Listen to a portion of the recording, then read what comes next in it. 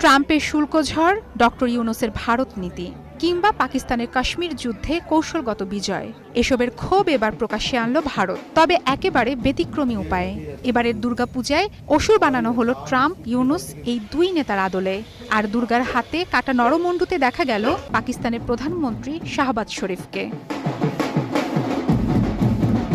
পূজার থিমের এই ব্যতিক্রমধর্মী উপস্থাপনাটি কূটনৈতিক শিষ্টাচার বিরোধী হলেও পশ্চিমবঙ্গের মুর্শিদাবাদ জেলার পূজা কমিটির সংশ্লিষ্টরা দাবি করছেন এটি শত্রুদের বিরুদ্ধে প্রতীকী বার্তা।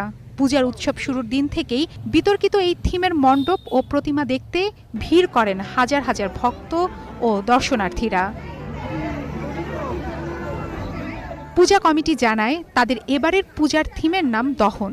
দহন মানে বিনাশ। তাদের দাবি দেশের শত্রুদের বিনাশ কামনাই এবার পূজার মূল উদ্দেশ্য। এই থিমে বলা হয়েছে হিন্দু ধর্মাবলম্বীদের জন্য